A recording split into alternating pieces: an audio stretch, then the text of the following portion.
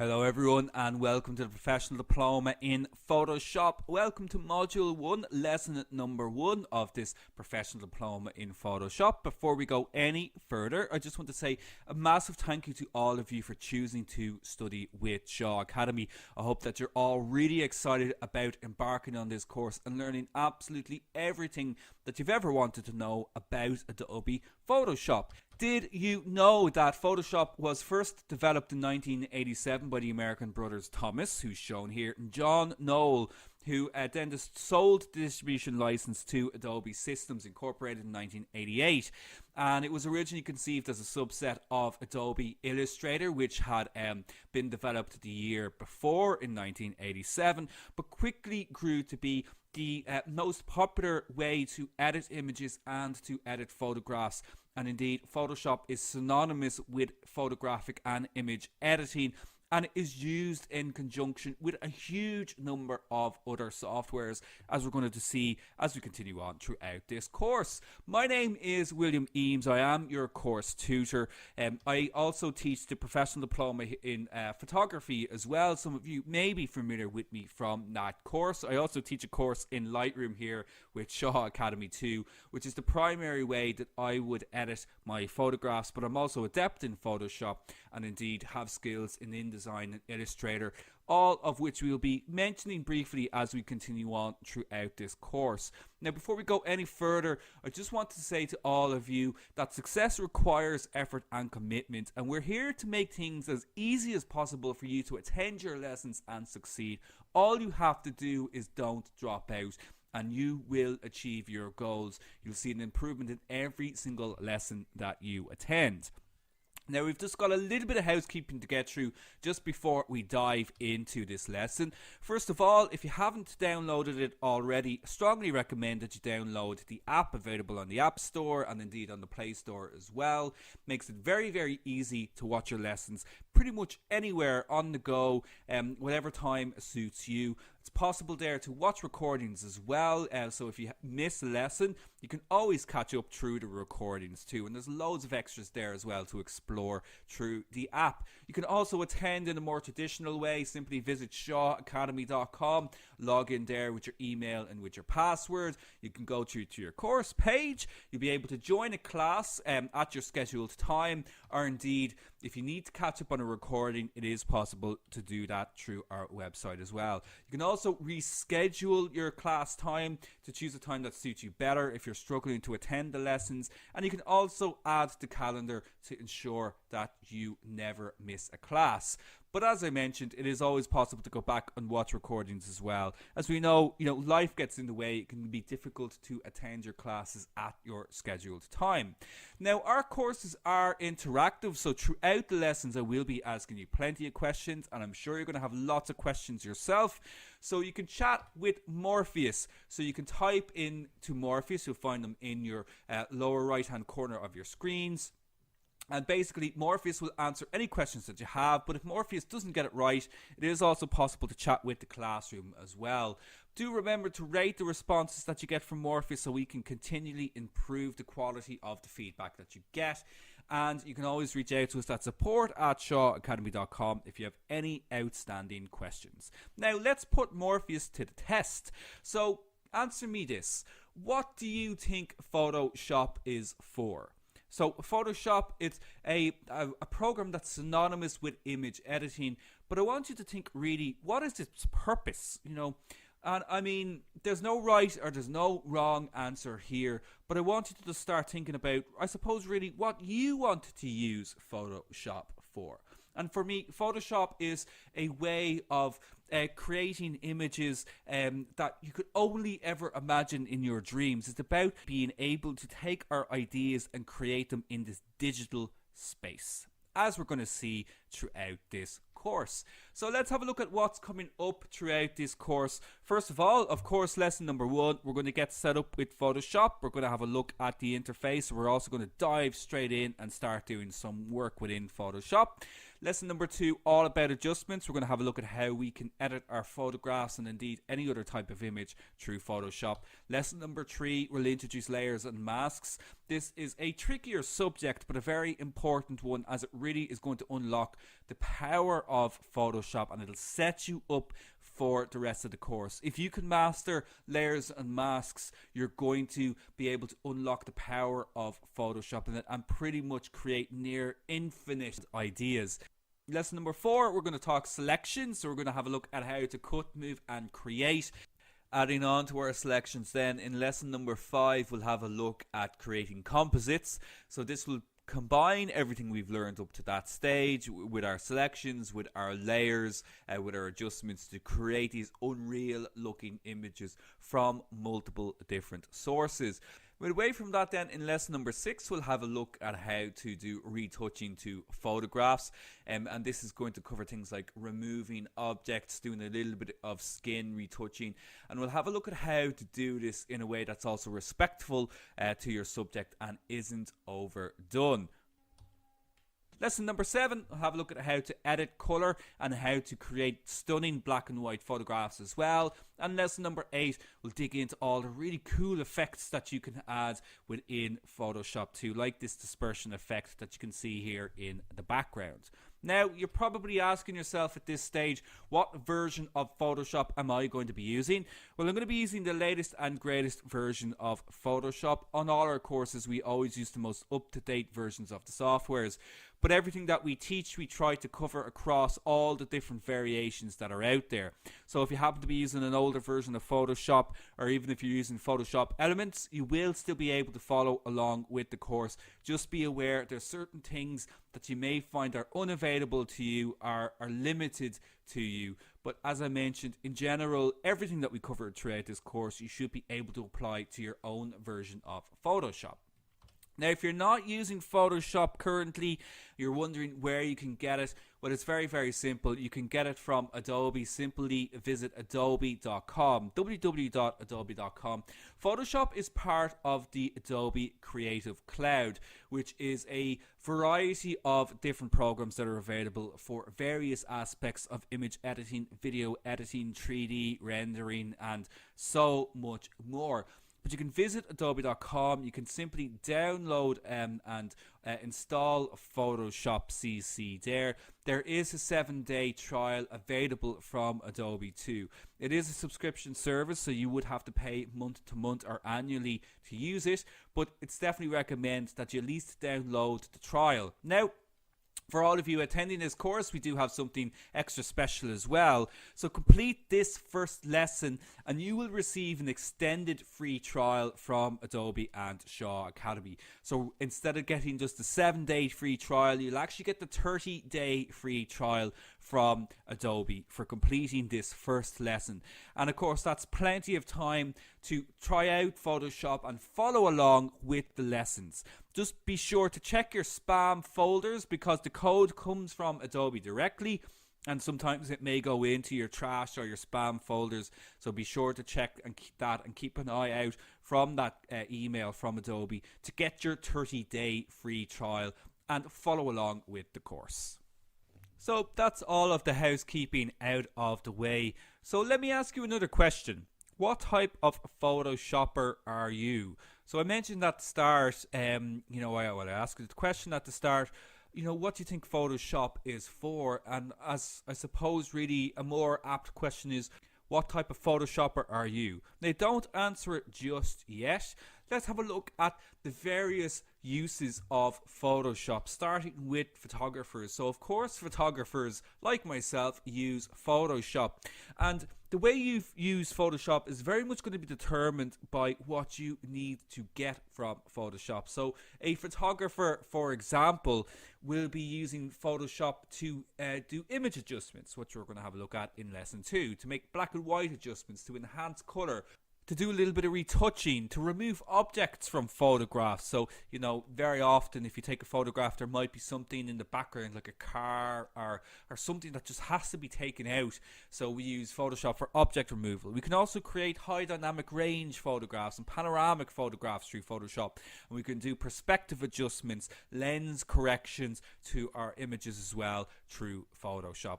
Designers, of course, use Photoshop as well. Graphic designers, fashion designers, any type of design, you can do it through Photoshop too. So you're going to be using things like lines and shapes and colors, types, effects. All of these are elements of good design. Designers will be creating images from scratch through Photoshop. So again, if you can imagine it, you can create it through Photoshop. You may be manipulating photographs that already exist. So you might be taking a stock image and posterizing it, or doing some other type of editing to it. Or you might be a web designer sketching out a web page design through Photoshop.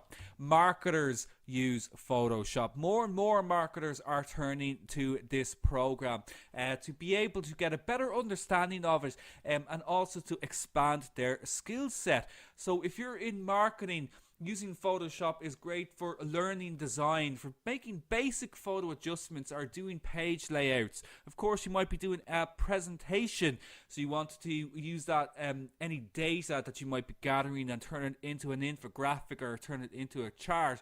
Or something that I see here in the office very, very frequently is our marketers communicating with our web designers on how to design web pages and even making small edits themselves. Architects will use Photoshop. So if you're an interior architect or an exterior architect, you may find that you're frequently turning to the program to do things like spatial design, 3D design, perspective adjustments, doing photorealistic renders, or to change colors of objects. Again, very, very frequently you're going to be doing that, like if you need to change the color of, say, curtains, or change the color of a carpet. My wife is an architect and she very, very frequently uses Photoshop to do those types of manipulations. Or perhaps you're having to composite images together, so you're taking multiple photographs from multiple sources to create one final imagining of an interior space. Or perhaps simply you are an artist, you want to learn the program to be able to make anything that is in your imagination. Photoshop is near limitless. Anything that you can envision can likely be created in Photoshop, and it really is no exaggeration. But the key to creation is to learn the tools that are available to you, and that goes for any type of creative. If you're a photographer, you need to learn how to use your camera. If you're an artist, a painter, you need to learn the different methods of painting. You need to know the different types of brushes that you're using. And if you want to get creative within Photoshop, you need to understand all the tools that are available to you. So let me know, what type of Photoshopper are you? Simply type into Morpheus the number of the one that you think best suits you. Now, of course, this is only 5 choices from a huge range of variations that are available when it comes to Photoshop. Perhaps you are a photographer and a graphic designer. Perhaps you're a photographer and an architect. There's lots and lots of different combinations that we can have here. But try to select the one that you think is the broadest one that you would fall underneath. The reason that I ask you this question is to get you thinking about how you're going to use Photoshop. And that leads on into our Photoshop workspaces. So there's lots of different workspaces within Photoshop depending on what your needs are. And when it comes to workspaces, there's loads of tools available to us, but you're not going to be using every single tool that's within Photoshop. It's really going to come down to what your own specific needs are. So, for example, a graphic designer is going to be creating something from scratch, as I mentioned. So you're more likely to be using our shape tools. As you can see here, we've got our shape tools, our elliptical tools, our kind of more unique shape tools. A photographer is more more likely to be using our cloning and healing tools to remove objects and to repair images. Our painters are going to be using our brush tools, our smudge tools, the different types of tools that are available to us to get these kind of more painterly effects. Our 3D artists are going to be sampling images and are going to be using paint bucket tools to fill in large areas of color. So, you know, all of these tools that are available to us, you're not going to be using every single one of them, but we are going to be covering them all so that you get a good sense of what tools to use and what ones not to use as well. Now, there's also lots and lots of shortcuts available within Photoshop to speed up your workflow. Again, these you're going to learn all in due time. And of course, we'll be covering them as we're using them within the program itself. But you can also just hover over the toolbar when you're in Photoshop, and it will also tell you what the shortcut is. Obviously, there's going to be slight variations, again, depending on the version of the software you're using. And if you're using a Mac or Windows, again, you might get some slight variations as well. But Photoshop will also tell you, and you'll also find a list of shortcuts within your toolkits as well. Tools will fall under, I suppose, 4 primary categories. We have our kind of our repair tools, our healing tools, including the spot healing brush.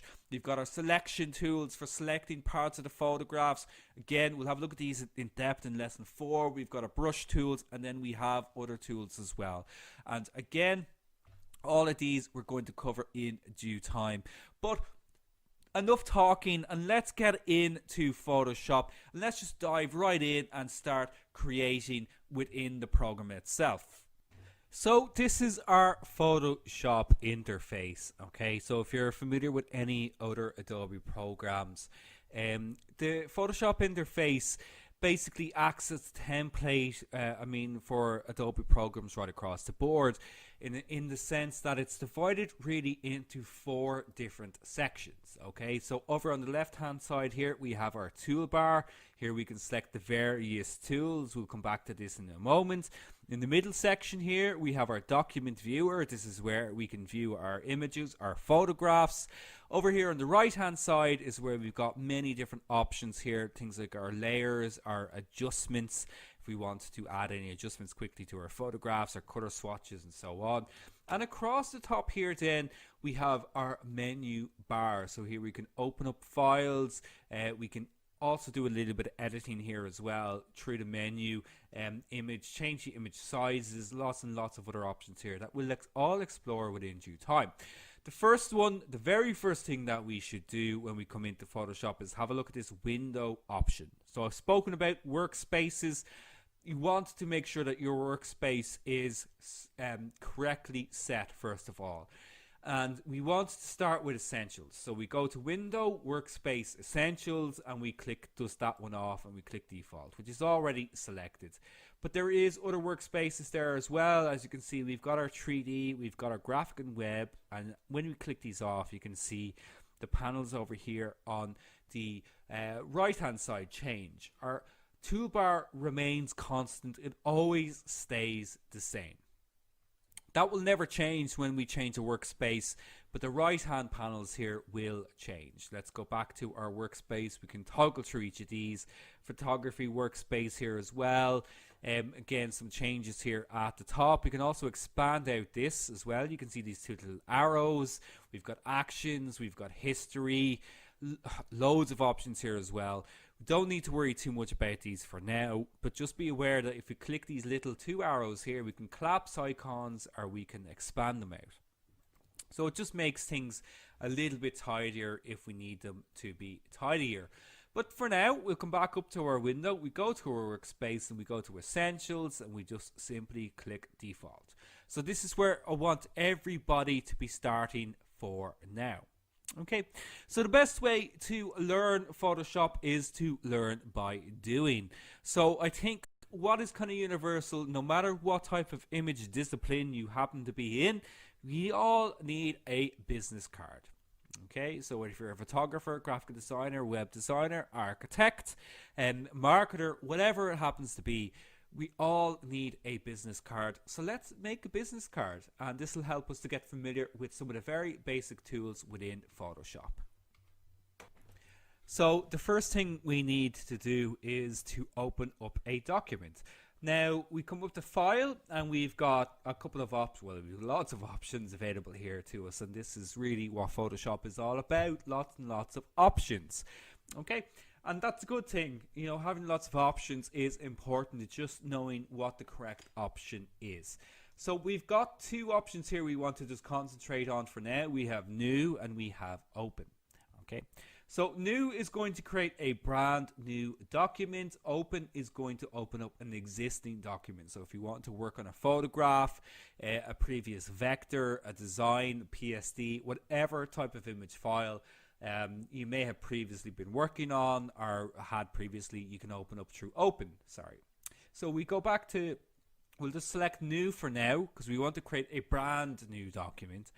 Click that off, and we're going to be met with an interface here that will give us lots of more options. As I said, options, options, options. Now we can go with recent options here, which are basically presets. Lots and lots of different presets here for us to begin with straight away. We've got saved here as well. If we had any previous documents or templates that we were working from previously, perhaps there's a certain type of template that you need to work on frequently, you can save it and you can open it up here. We've got preset options for photographs, for printing, for art and illustration, web, etc. Loads and loads and loads. Just infinite amount of options. We're going to come to recent. Okay, we'll go back to recent. This is essentially our starting point, and lots of presets here for us to begin with. So we're making a business card. A business card is going to be small. It doesn't need to be a large sized document. We don't need an A4 document. We don't need a 7x5 inch document. So let's make a custom sized document. Let's call this business first of all. BISINESS, business card. Okay, I recommend that you work within pixels. Okay, so pixels are the language of digital imagery.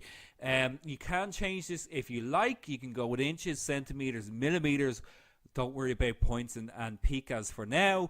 But pixels you should get familiar with using. They might be a little bit of an abstract concept right now, but they will make much more sense as we continue on throughout the course. So we can go with our pixel count here. We've also got a resolution of 300 pixels per inch. That means 300 pixels per every square inch of our photograph. If I was to change this to inches, we see we've got 7x5 inches with a resolution of 300. Divide 300 into 7 and you get 2100. Okay, and that's where our 2100 pixels comes from. Okay, so I'm going to change this, and I'm just going to select inches for now. We're going to go 3x2 inches. Okay, and we'll select go back to pixels on that. That's 900 by 600 pixels. 3x2 inches is you know, it's a business card size. We can change it to portrait if we want, or landscape. We should probably go with landscape, as that's the typical aspect ratio for a business card. We've got color mode here. We don't need to worry about these for now. Lots of different options here again. RGB is going to be the one we're going to be using the majority of the time. CMYK we will also be using throughout the course, but we're going to stick with RGB, which is red, green and blue. We also just want to stick with 8 bits for now as well. So again, these might seem like kind of unusual terms, abstract concepts. They're going to make much more sense as we move on. We can also change the background if we want a white background, a black background, or perhaps we want to select our own background color. We're just going to leave things for white. So if we're happy with all of this for now, which we are, we're going to hit create. And there we go. We've got a blank document, a blank piece of paper that we can use to begin to create. So where to start with a business card? What's the first thing we should include? Well, I think when it comes to any type of design, you should really have a checklist of exactly what it is that you need to include. So we think about a business card. You're going to need a bit of text. You're going to need your name. You're going to need some contact information. You definitely need to have some kind of background image or background color, and maybe you want to add a little bit more to it, some effects there as well, just to give some kind of indication as to the type of work that you do. So if you're a designer, graphic designer, you're going to want something graphical. If you're a photographer, you're going to want a photograph, etc. You know, you just want to have images that quickly communicate exactly what it is you do. And when we talk about Photoshop and anything image related, imagery is a universal language, so the details are going to be important in terms of text and that, but your choice of image or your image creation is going to be key to communicating to whoever it is you're handing out this business card as to exactly the style of imagery or photography that you create. Okay, but we'll start off with some text. Okay, let's just start with the basics. So when we come over here to the left hand side, as I said before, this is where all of our tools are available to us. Now if we select any of these tools, so let's say we go to our type tool here, which is this letter T. I click on that, and you can see here it says horizontal type tool, and there's a great little description here, great little visual as to what that does. Now with any of these tools, if I right click or command click, I have variations available to me. So horizontal type tool, but I can also get a vertical type tool if I want to type vertically. We also have this masking tool available to us as well. Now masking is a little bit more complex. We'll come back to that in lesson number 3. But let's stick with our type tool for now. We'll go with the very basics, which is our horizontal type tool. Okay. So I'll select that, and what I need to do is come over to my document. You can see here the cursor has now changed a little bit. Up here at the top as well, just underneath my menu bar, I have some options available to me in terms of how I change the properties of the tool I have selected. This is important. So any tool that I select here, so if I select my heating brush, my normal brush, my clone stamp, you can see here the options underneath the menu bar change. I can change the properties of these tools by using the menu bar here. That's an important point to make. Okay, so for example, when I select my type tool, I can change the font, I can change the font type if I want it to be bold, if I want it to be italic, etc. I can change the font size, and so on. I can change the font color. Loads and loads of options available to me there. So let's just go with very basic. We click and we drag. You can see here it fills it in with our lorem ipsum. We're going to type in my name, William E-A-M-E-S. I always have to spell that one out to anybody who asks me my name. E-A-M-E-S, Eames. Okay, not a traditional name at all.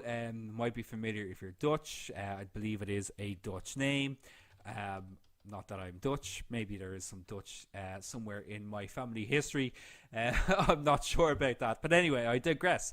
So William Eames Photography. We can change the size of that font. It's a little bit large. I'm going to change it down to 14. Maybe we'll change the color of it as well. So we can simply click off the color here. I like a kind of a nice gray. So we'll change that to some kind of gray there. But you can change it to whatever color you like. There we go. William Eames Photography. Very, very simple. Below that then, we might add in some more information. I'm going to make some smaller points. We'll just say phone, P-H-O-N-E, semicolon, or colon. And we'll just say 087 1 2 3 4 5 6 7 8. No way I'd be giving out my actual number here. Now I might just make that even smaller again. So when it comes to design, you know, do remember now it's probably an entirely different lesson. There are some principles and elements of design as well, in that, you know, you always want some kind of header text, a header like this. When I say header, I mean a bold kind of attention grabbing font. And then you have your kind of details below that there as well. So I'm going to change the that to bold. Let's say we'll just call it bold there, just to make that stand out a little bit more. And you can see the design there is a little bit nicer. We can type in email. We'll just drag that out a bit. Email, and again xxx at shawacademy.com.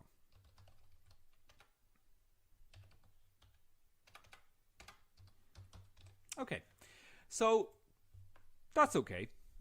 Perhaps a little bit basic, but what you need to note here is that while we were making all of these changes, what's happened here, if I come over to the right hand side, is that in our layers panel we have a separate layer for this text. Okay, so what layers are is the way to imagine them is if you are stacking pages on pages on pages on pages. Another way to look at it is if you've got a burger. So imagine you're eating a burger, you've got your bun at the bottom, you put your patty in the center, whether it's meat, whether it's vegetarian, whether it's a vegan patty. You put your tomato, onions, pickles, cheese, lettuce, whatever it is you want on top of that, with a bit of sauce, bit of mayonnaise, bit of ketchup, again, whatever you want, and you top it off with your bun at the top. That's the way layers work. It's the exact same idea. You're stacking things upon each other, and you can choose whether or not to leave them in or to take them out. And we can take them out very easily by clicking off the visibility here. So those little eye symbols that are beside each of our layers are the visibility. So you can quickly click them on and off. And what this means is that we can actually build layers upon layers upon layers upon layers, keep going, and choose whether or not we want to visualize them or not. So this means you can try lots of different ideas out on a single document without having to create multiple documents, because you can just keep adding more and more layers. But we will come back to layers in lesson number 3. Okay, so that's fine for me to begin with, but it's very boring, it's very dull. We need to add more to this. So I think what I want to do here is I'd like to add in a photograph. So let's add in a picture. So if I come to File, and I come to Open instead. So we're going to open up a photograph here that already exists. We want to try and find a photograph that's appropriate for us in this instance. Now, obviously, when you click Open here, you can choose wherever you want to open up a photograph from. Luckily, it just defaults for me into this conveniently named folder named Photoshop Lessons. We just need to find an appropriate image. So I'm a photographer. I want to choose an image that kind of expresses and shows my photography skills. Now, these are just stock images that we're using for now. I quite like this one. You know, I think that's a nice photograph. So let's open that. And it opens up as a separate document. So now I've got 2 different documents. I have this one here, my business card template, and I have this other image here called face. So how do I get this image to this? Okay. So how do I do that? Well, it's really, really simple, thankfully. So this option here at the top, this is, I presume, what I would call our default option. So anytime you make any changes to anything within Photoshop, you should always try to remember to just default back to our Move tool. Okay, so the Move tool is exactly what it sounds. It moves objects, it moves images around. So if I click my Move tool and I click on this photograph, I can actually move it. Now you can see here it's locked. The background, the layer here is a background layer, so you can't actually modify it. You can't make any changes to it. And that's because we have this little lock icon on the layer. So we want to convert this to a normal layer. And when we convert it to a normal layer, it unlocks it. And as you can see, it moves I can now move the image around. A very important point, as you can see, you've got this checkered grey and white background here. That means it's transparent. Transparent means there's nothing there. It's see-through. There's nothing there at all. Okay, so that's something we're going to see a lot throughout the course. But for now, as you can see, I can move it around. That's great. But how do I move it from here to there? Well, that's really easy. All you have to do is click and drag. So click on the image. I drag it up to the top tab here and I drop it down. Okay, that's great, but it's in front of it. It's too large as well, and I can't see any of the changes, the text or anything like that. So that's no good for me right now. I need to make some changes here. If I come back to my layers, so here we now see we've got a third layer now attached. I can switch that on and off, but it's over my text. It's over the background. So how can I change that? Well, again, just click and drag. Click and drag is something you're going to do very, very frequently through Photoshop. So when I click it and I hold down the click, I can drag it to wherever I like. So I'm going to drag it below my text. So if I drop it there, now you can see the text has appeared on top of it. Okay, so again, if you think back to our burger analogy, maybe I want my lettuce below my beef patty or below my vegetarian patty. So I take out the lettuce and I slide it in underneath the beef or the vegetarian patty, and there you go. That's the exact same idea when we're working on layers within Photoshop. However, you can see here it's difficult to see the text because of the colors of this image. It's also, the image is still too large. So what can I do about that? Well, let's see. We're going to select, we need to make sure we have the right layer selected. So when you're moving through layers, as you can see, when I click on each of them, it highlights a different layer. So make sure you've got the right layer selected first of all. When I click on the layer and I have the right one selected, I want to come up to this option called Edit and this one called Transform. Okay, we've also got Free Transform here as well. We'll actually select that Free Transform option. And the Free Transform option will allow us to change the size of the image simply by clicking and dragging. Okay, so I can move it, I can click on the edges of it here as well, and I can size it to fit my frame. Okay, so the Transform option. Again, we'll come back to this one much more in detail in a future lesson, but again, just quickly, all we need to do is go to Edit and click Free Transform. Control T or Command T is our option there. So I'm happy with that. I click Enter. That will apply that change for me. However, it's still difficult to see the text. So what I can do here is I have two options. I can change the color of the text. I could change it to white. I could change it to red. I could change it to something that's going to stand out a little bit more against this background. But I quite like that text color. I don't want to change that. So I can change this layer. So when I have this layer selected, we have some options available to us within this layer. We've got opacity. We've got fill. There's other options here as well. When we click down the drop down box, and as you can see there, you can cycle through them when you get some pretty funky options there. We're going to leave it on normal, and all we want to do is change the opacity. So opacity makes the image more opaque, makes it more see-through. So I'm going to reduce that down to about 70%. You can see it just gives this nice matte effect on the image, and it makes the text a little bit easier there to read. Okay, so there's a very, very, very quick business card that we have now created with a little bit of text, a little bit of imagery, and a little bit of manipulation to that imagery via the opacity slider there. Okay, so that was very, very quick. What I recommend is that you go over this in the recording, so shawacademy.com, view back the recordings here and take this step by step. Now, just a final step here as well is, because I'm going to want you to do this as your lesson challenge, you're obviously going to need to know how to save your progress. So when we're working with multiple layers, we have a few options. If we go to File and we go to Save or Save As, we can choose to save our file. Now, when we've used more than one layer, you're going to want to save it as a PSD, which is a Photoshop document.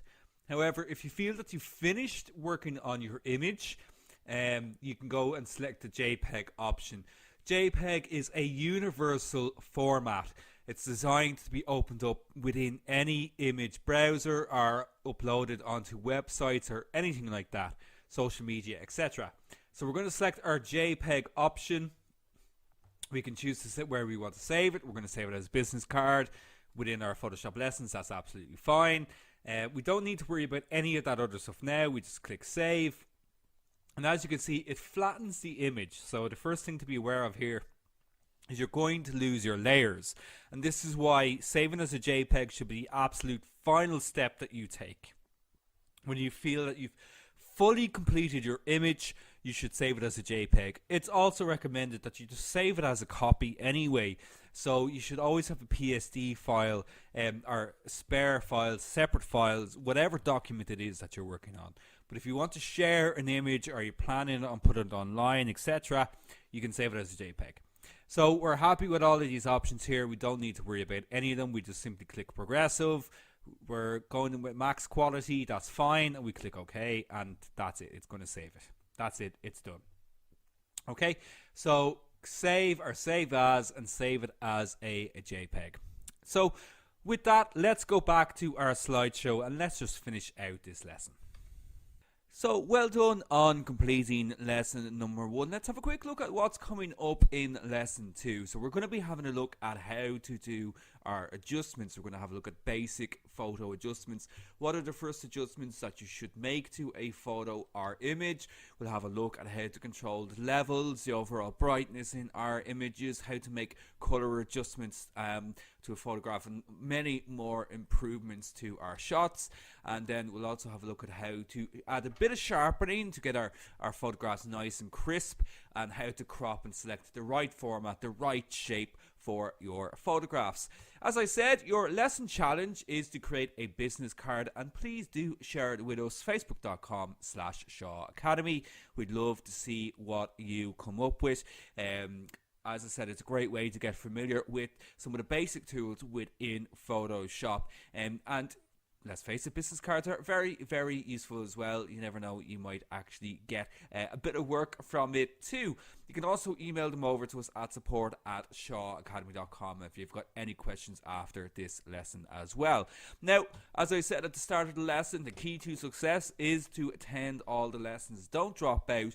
And you are going to see differences on every single lesson. Every single lesson you attend is going to add another skill that you can use within Photoshop and achieve your goals. So that's it. Thank you so much for joining me for this lesson. We'll leave it there, and I'll see you all back here again very, very soon for lesson number 2. So until then, take care of yourselves, and bye-bye.